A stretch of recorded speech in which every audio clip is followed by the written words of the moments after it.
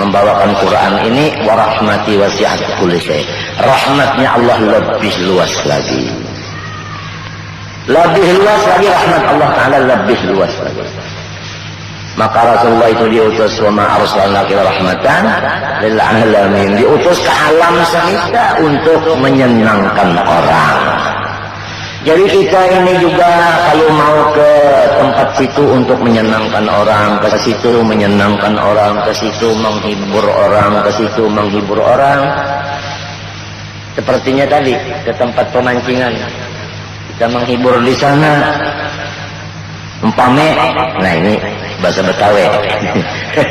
Umpama ke Singapura, insya Allah saya akan menghibur di Singapura. Menghibur di Singapura. Apa kata Rasulullah? Idkhalu surur fi qalbil mu'min khairan min ibadati sittin sana atau kama qala. Kita menghibur hati saudara kita satu kali diberi pahala lebih baik daripada ibadah siang malam 60 tahun. Pernah ngerjain 60 tahun siang malam ibadah? Enggak pernah. Tapi kita menghibur orang kan sering. Cuman kalau menghibur orang enggak punya ilmu, enggak ada hadisnya, akan kurang mantap. Yang suka adalah menghibur orang, beri makan orang, beri minum, jemput tamu, mengantar tamu, senyum sama tamu, kata-kata menghibur tamu, lelucu, humor, begitu, beri pelajaran sebagainya. Aduh, umpama kita masuk kubur, gimana kayanya dalam kubur? Gimana? Sedangkan di Indonesia, Masya Allah, di dunia sudah begini. Kalau makan satu piring nggak habis piringnya.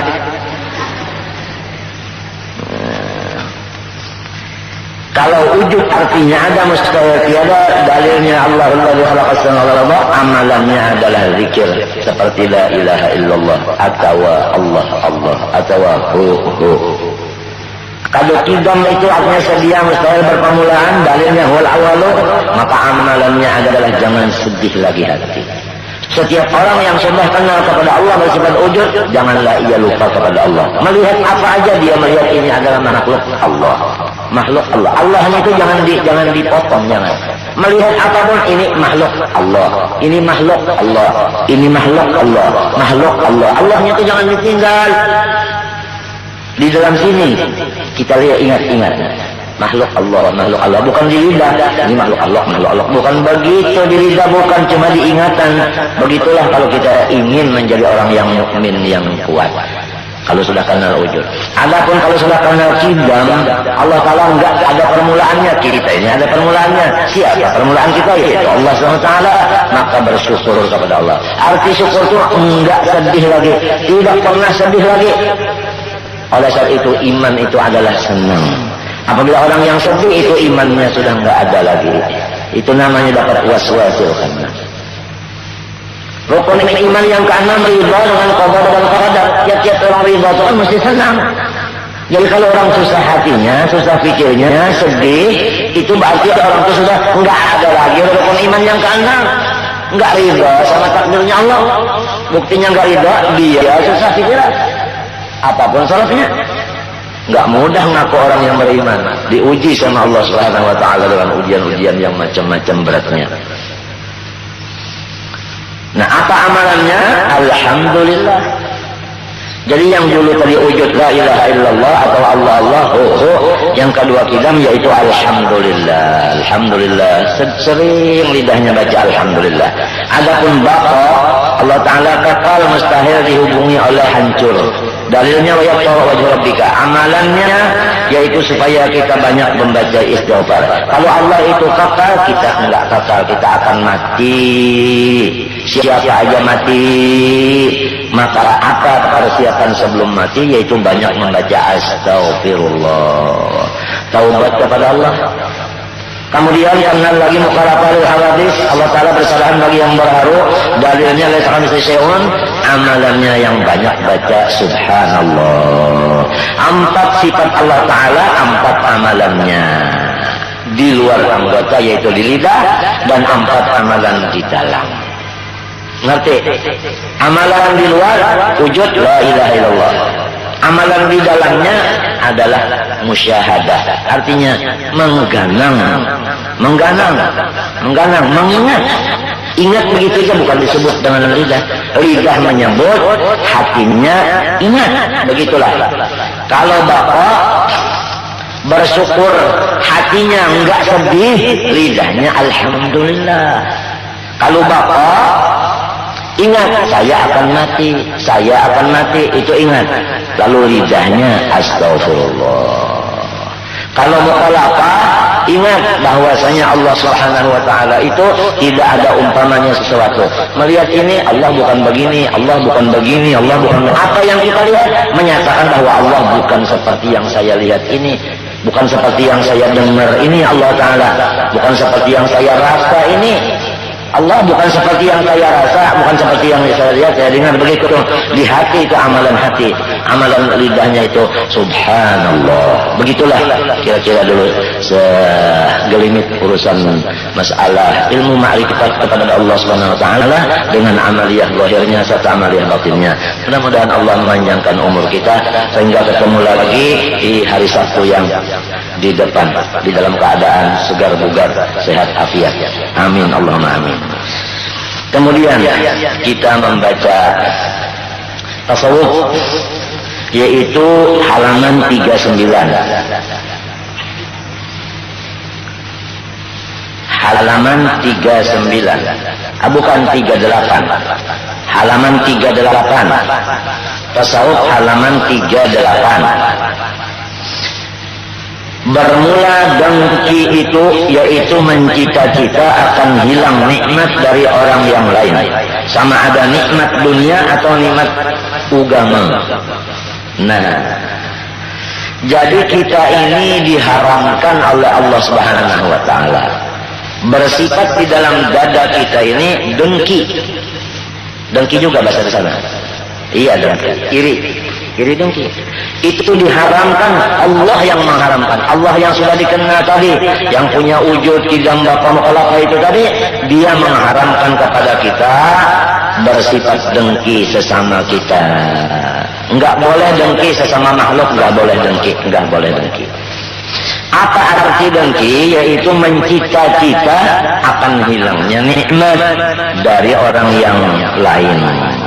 Seumpama ada saya dapat nikmat, seperti saya punya anak putra, rupanya masya Allah, kurang sedikit dari ayahnya. Umpama ada orang lain begitu dengar saya punya anak, atau dia lihat saya punya anak, masya Allah, dia punya dada hati, masya Allah, enggak senang, dan mencita supaya anak ini mati, atau supaya anak Pak Kiai ini sakit. Begitulah orang yang dengki. Tatkala melihat atau mendengar anak Kiai sakit, maka dia senang, gembira. Itu ciri-cirinya orang dengki. Cirinya orang dengki. Dan kalau melihat anak Pak Kiai itu nangis, dia nggak membantu, dibiarkan sampai muntah-muntah. Itu orang dengki. Orang dengki. Siapapun dengki di dalam badan itu ada dengki itu. Haram. Mencita supaya hilang nikmat itu dari orang itu. Nikmat apa aja, dunia atau akhirat sama. Itu misal. Hati-hati kita ibu-ibu. Kita ini kalau mendengar orang dapat nikmat atau melihat dengan mata kepala, coba lihat dada kita. Gimana hati kita? Apa iri apa enggak? Tapi saya pikir kebanyakannya iri. Kebanyakan. Ya paling-paling 10% yang enggak iri. 90% yang iri itu 10%. Lihat lagi Pak Kiai, mobilnya diganti lagi Lionel Mercy E220, yang dulunya bukan E220, harganya juga nggak seberapa, ya paling-paling 1,5 lah, 150 juta. naik lagi dari 2,5 juta 250. Kan orang yang mendengar kabar itu Masya Allah, dia punya hati gimana, apalagi dia lihat. Kalau lihat itu Masya Allah, dia cari akal gimana supaya Malaysianya ini rusak. Ya, pura-pura dia musuh, padahal di sini ada cincin. Jadi supaya itunya, ya itu ada rusak sedikit. Macam-macam orang dengki ini. Ada yang mau memasang bom. Orang dengki itu begitu. Ada yang mau menyelip supaya terjadi tabrakan sebagainya. Tapi Allah Ta'ala menjadikan orang yang sudah mukmin itu berberkah, maka mobilnya dijaga oleh polisi. Depan belakang, gak bisa orang dekat, gak bisa. Tambah lagi dengki hatinya tadi. Belum pernah terjadi di sejarah Pak Kiai didampingi oleh polisi. Tambah dengki lagi, itu orang sombong katanya bukan kiai. Begitu lagi. Kalau sudah dengki ini ada, Masya Allah. Ringkas kata selama dengki ada di dalam seseorang, maka seseorang itu adalah pengacau. Bukan pigi apa namanya yang di Irian Jaya ini, Pikagi apa? Hah? Gifika, bukan Gifika. Nah, pengacau di dalam kamar, bilangnya Arab ghurfah, bilangnya orang Singapura kamar juga ya. Kalau ada satu dalam kamarnya orang yang dengki, maka dalam kamar ini kacau. Kalau dalam rumah kacau, di dalam masyarakat kacau, dalam negara kacau, di dunia kacau. Yang mengacau dunia itu adalah orang yang punya dadanya enggak betul, hatinya enggak beres. Ada sifat-sifat yang diharamkan Allah seperti dengki. Jadi agama atau agama Islam ini adalah mengatur supaya kita ini mengamankan kemana-mana negeri. Nah itu supaya jangan sampai jadi pengacau. Kalau gampangan pengacau, syirik. Syirik itu apa? Syirik itu iblis. Jadi kita hendaklah jadi sang manusia atau manusia yang seutuhnya. Jangan sampai jadi musang dan lusa. Rusa itu apa? Rusa itu apa? Iya, ini jangan. Jadi sang manusia, bukan musang dan rusa. Jadi manusia yang seutuhnya atau manusia yang seanangnya. Manusia yang bersih dada, bersih hati. Saya enggak memuji ya. Ada.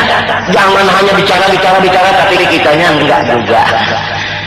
Allah Ta'ala, ya ayyuhalladzina amanu, hai orang yang mukmin, lima taquluna ma la taf'alun.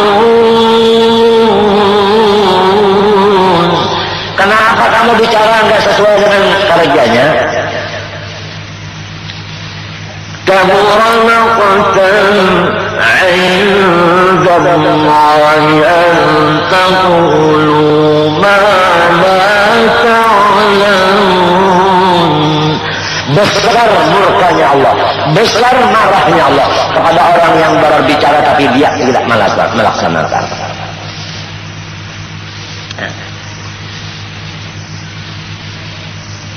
Saya sama saudari gadis satu. Kesatuan yang penting di rumah tangga kita, untuk kita contohkan kepada rumah tangga orang lain. Ini yang bingung dunia Fatimah. Yang biasanya dengar aja suaminya sudah pacaran ke lain, gitu dengar aja. Apalagi dia lihat sudah begitu dia. Artinya jadi jin, ifrit yang biasa, jin ifrit.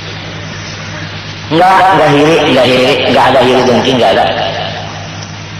Enggak hiri dengki, ini sudah qada dan qadar. Kasih sayang, Masya Allah. Rezekinya kalau di rumah tangga itu begitu kasih sayangnya, rezekinya boleh dilihat. Gimana? Cincin 2 juta, lakunya 80. Coba.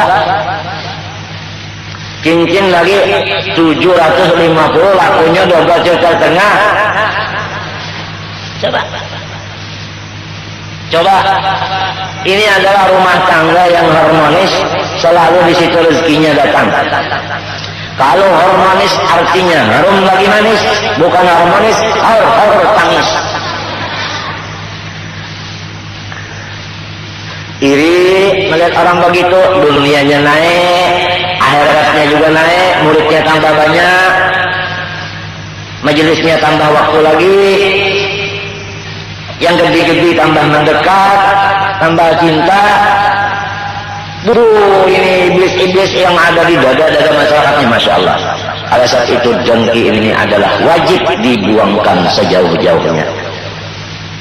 Kalau masih ada dengki di dalam hati, maka itulah orang yang tidak ada iman. Atau dengan kata ringkas, siapa yang dengki, itulah orang kafir. Orang kafir. Karena dari dengki timbul tekebur. Paham? Dari dengki timbul tekebur. Orang yang dengki itu ingin maaf kasih ya lawan yang didengkinya. Tekebur ada. Tekebur. Di majelis orang yang didengkinya nggak mau datang, diundang nggak mau datang, diambilin nggak mau datang. Apalagi dikabari jangan mau datang, sebab dia sombong. Kalau dia datang berarti dia ngalah. Begitu. Walau dia dari ulama juga, dengkinya ada di hati. Muridnya nggak banyak, hartanya nggak banyak, kemuliaannya nggak banyak, iri lagi di dalam. Janganlah ada di hati kita ini adalah dengki. Dengki ini dari dulu kita dengar, tapi mungkin belum begitu mengerti lagi apa kejahatannya. Jadi kalau belum mengerti kejahatannya, mungkin kita masih cinta sama dengki ini lagi. Dengki mau keluar kita sayangi nanti dulu dong. Mungkin. Dengki itu adalah menimbulkan tekebur. Tekebur itu adalah menimbulkan kafir. Firman Allah Ta'ala dalilnya.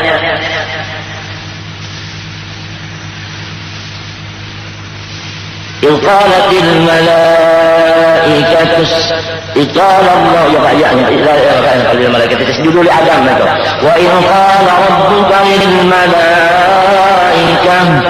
إني جاعل في الأرض خليفة قالوا أتجعل فيها من يفسد فيها ويسفك الدماء ونحن نسبح بحمدك ونقدس لك قال إني أعلم ما لا تعلمون وعلم آدم الأسماء كلها ثم عرضهم على الملائكة فقال أنبئوني بأسماء هؤلاء إن كنتم تعلمون قالوا سبحانك لا علم لنا إلا ما علمتنا إنك أنت العليم الحكيم. Sampai kepada usjudu di Adam, fasajadu illa iblis aba wastakbara. Iblis diperintah Allah sujud kepada Nabi Adam, dia enggan, gengsi. Kenapa? Karena tekeburnya. Nah ini, tekebur itu anaknya oleh dengki. Nah, karena tekebur, artinya di dalamnya itu ada dengki. Wastakbara wa kana minal kafirin. Iblis itu di dalam ilmu Allah kafir. Jadi cirinya orang yang kafir bukan hanya nyembah berhala, tapi kalau dia tekebur dalam hati, atau lagi yang di atas dari tekebur yaitu dengki, orang yang dengki itu lebih jahat daripada orang yang tekebur. Sedangkan orang tekebur sudah kafir, apalagi yang dengki lebih lagi kafir. Biar dia punya korban, punya jubah, punya gamis, punya tasbih, seperti misalnya pucuk masjid. Apalagi tasbihnya ginian aja. Oh, orang tasbihnya Masya Allah bagi salah. Kita ini virus asli. Ini satu ini mungkin harganya ini 100.000 atau lebih. Kalau diulatin ini berapa? Kemarin datang lagi ada yang 100 biji, besar dari ini 100 lagi bijinya. Kalau dijual dari berapa? Terus ini dipakai, sudah ada yang mau menawar ini. Berapa, 1,5 miliar katanya. Saya bilang baru 2 hari ini dipakai, belum lagi 1 tahun. Ini mungkin untuk anak saya nanti. Anak saya 1, 2, 3. 1, 2, 3. Muhammad Amin, Ahmad Hafi, Nur Syifa. Kemudian Nur Syifa punya anak nantinya 4. 2 laki 2 perempuan. Ya sudah dapat begini. Nah, Muhammad Amin punya istri 4. Anaknya 8. Sudah berapa? 4 sama 8 sudah berapa? Insya Allah ini 1 biji cukup.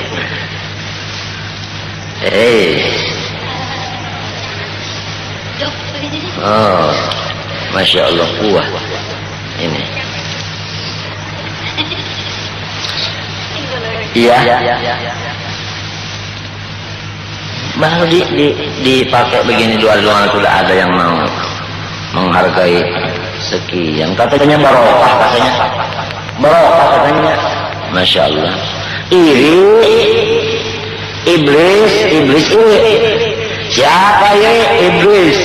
Iblis itu kafir. Jadi dia sebelum menghembus napas yang terakhir sudah enggak beriman lagi. Begitu lihat dengki, begitu dengar dengki. Enggak boleh dengki ya. Enggak boleh.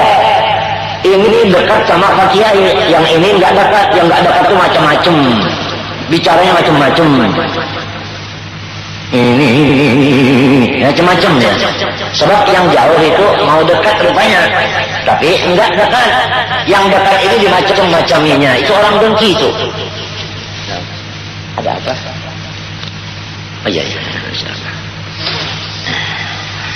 Hati-hati ya dengki itu. Arti dengki itu ada mencipta di hati supaya nikmat itu hilang dari seseorang.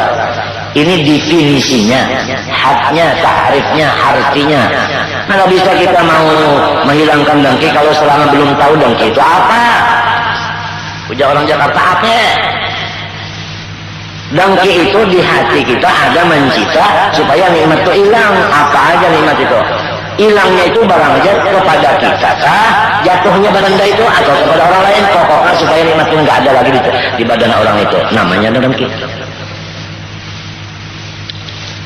Orang soleh dari rupa baik, turunan baik, lidahnya fasih, bacaan lagunya baik, napasnya panjang, itunya juga,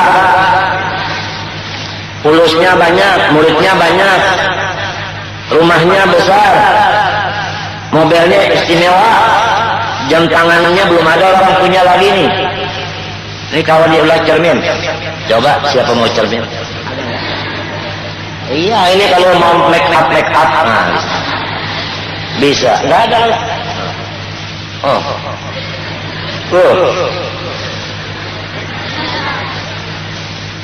Agak gampang ini. Orang-orang yang iri itu, Masya Allah dia begitu ya. Bilangnya orang banyak rasa dikuruk bilawang angkat pulau.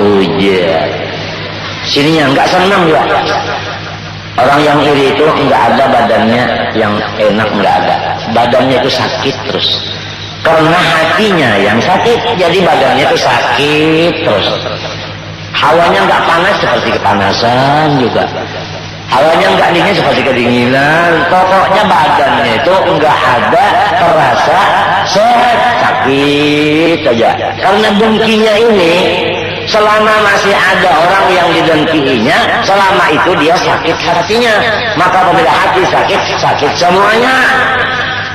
Rasulullah bersabda, "Inna fil jasadi mudghah, idza salahat salaha jasadu kulluh, wa idza fasadat fasada jasadu kulluh wa hiya al-qalbu." Apabila satu yang di dalam dada ini sakit, maka seluruh badan sakit. Apabila sehat, seluruh badan sehat. Matinya orang-orang yang biasa lesu badannya itu kan dokter mengatakan, bapak yang banyak istirahat. Karena ini adalah terlalu banyak berpikir. Terlalu banyak berpikir. Banyak berpikir itu timbul daripada banyak yang dilihat, banyak yang didengar. Kalau banyak yang dilihat, banyak didengar, itu menjadi satu pikiran kepada kita. Satu, ada satu juga. Tertumpuk pikiran itu di otak, diterima oleh hati, hatinya tuh enggak kuat. Lalu timbul macam-macam. Semua ada akibat kebanyakan pikiran.